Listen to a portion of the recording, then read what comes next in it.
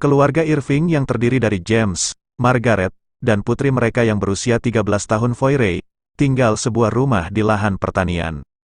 Rumah mereka cukup jauh dari tetangga terdekat pun jaraknya lebih dari 1 mil. Rumah mereka sangat sederhana, tidak ada listrik, radio, atau telepon. Kisah misterius ini dimulai pada musim semi, pada bulan September tahun 1931. Suatu hari, terdengar suara aneh dari balik tembok panel kayu di dalam rumah. Suara itu jelas bukan suara Mona, anjing peliharaan mereka. Suara itu seperti cakaran dan geraman seperti suara musang, anjing, dan terkadang mirip suara bayi. Awalnya James mengira itu suara tikus, namun beberapa hari berikutnya suara itu tak juga menghilang. James berusaha menangkap makhluk itu, perangkap tikus hingga racun yang disiapkan, tetapi tidak juga membuat makhluk itu tertangkap atau mati keracunan.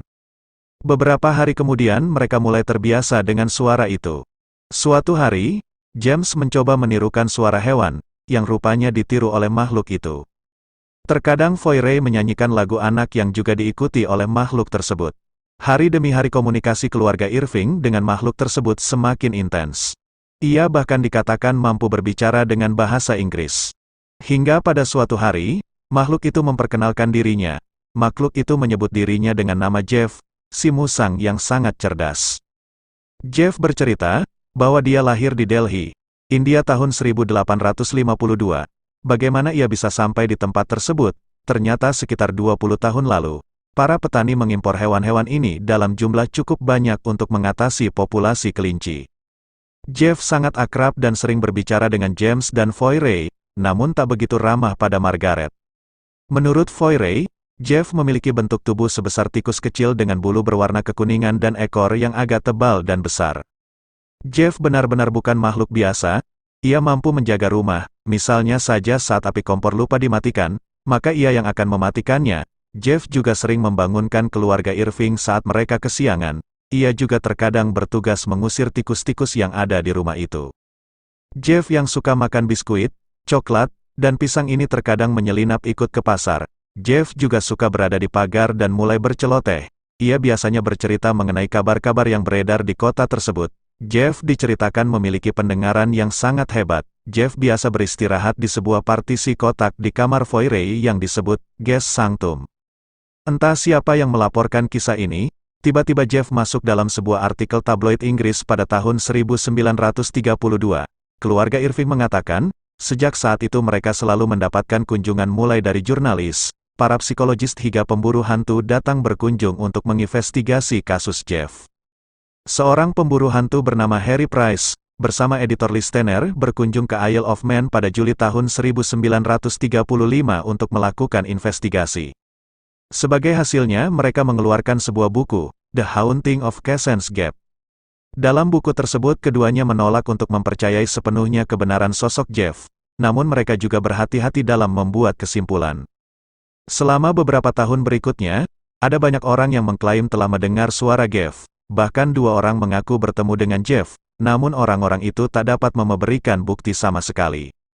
Beberapa investigator yang menyelidiki kasus Jeff berkesimpulan bahwa suara Jeff itu hanya buatan Foyre yang memiliki kemampuan suara perut atau ventriloquist. Menurut mereka sosok Jeff hanyalah ilusi dari keluarga Irving.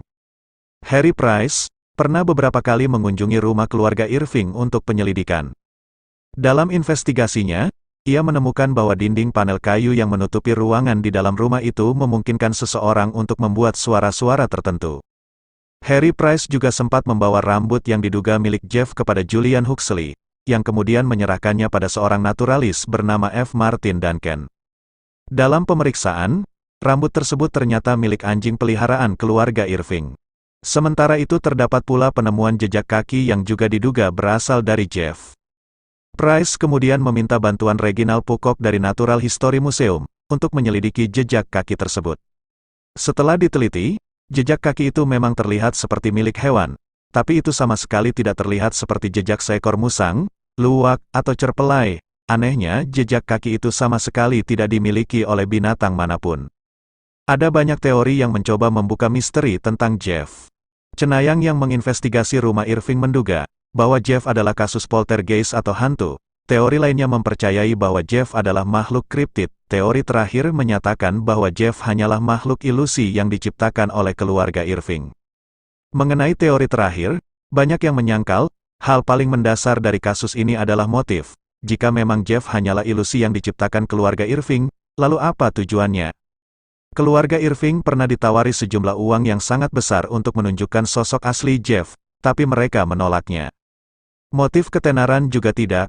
Foy Ray yang dikatakan sebagai pencipta sosok Jeff, frustasi karena dibuli oleh teman-temannya di sekolah karena kisah musang yang dapat bicara ini. Pada tahun 1945 James Irving pun meninggal, Margaret dan Foy Ray pun pindah dari rumah tersebut. Semenjak ditinggalkan, rumah tersebut mendapat reputasi angker. Setahun kemudian seorang aktor dan pembalap motor, Leslie Graham membeli rumah tersebut.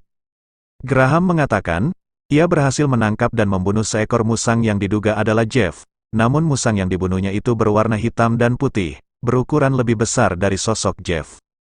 Foy Ray yang diminta untuk memastikan hal tersebut mengatakan bahwa yang dibunuh oleh Graham bukanlah Jeff, dan sosok Jeff tidak pernah sama sekali menampakkan diri pada pemilik baru rumah tersebut. Foy Ray Irving meninggal dunia pada tahun 2005. Dalam sebuah wawancara, Foy Ray tetap mengatakan bahwa Jeff benar-benar sosok yang nyata. Makhluk itu memang dapat berbicara seperti manusia dan sama sekali bukan buatannya, seperti banyak rumor katakan.